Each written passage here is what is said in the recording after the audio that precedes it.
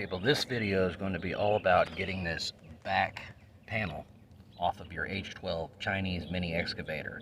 I'm going to show you how to slide the counterweight back and then unbolt this back panel and get it off this thing. Is it hinged and can't come off easy? No, but if you have some sort of knowledge with tools, you'll be able to do this with no problem. Having the proper tools will help you out a lot too. Project, you're going to need two 1 1/16" wrenches, or a wrench and a socket, clean preferably. You see those two nuts down there? That's a 1 1/16. I'm going to show you how to get to those though, because you can't get to them from the top. You're going to have to go up from underneath. There's a couple of openings in the bottom there. You see how I'm putting that? So I'm just feeding it through the bottom, feeding the wrench up, and I'm going to push it up into the slot like that. Once I get it up in the slot, I'm just going to put that wrench over the top of that 1 1/16" bolt right there. Then I'm going to take my ratchet and loosen that thing up.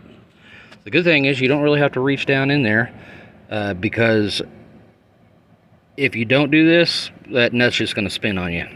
Doesn't take that long, 5-10 seconds at the most, to get that wrench on one of those bolts, or nuts. Bolts on the other side. Now, I don't know how much this counterweight weighs. It doesn't weigh too much. I mean, if it was to fall on you, it would just hurt like hell, but it's not going to crush you or anything. But you don't have to remove it. You're just going to loosen those nuts and you'll be able to slide this counterweight back. See right there? That's the nut or the bolt I'm going to grab.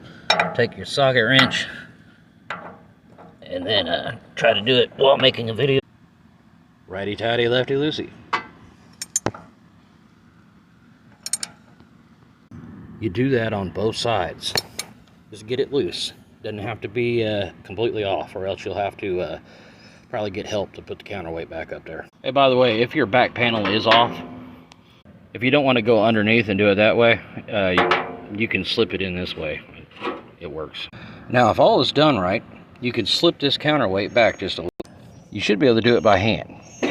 See how I slid that back? Now there's a gap there all the way around. I'm going to do this side too. And you should have a gap back there. Now this thing will lift out. Engineering at its finest right there now. Okay, now we're going to look inside. There's you got 3 bolts on this side and 3 bolts on that side. You're going to need a 12mm for one side of it, and you're going to need a 13mm for the other side of it. This is time consuming right here. It takes a little bit. But once you get those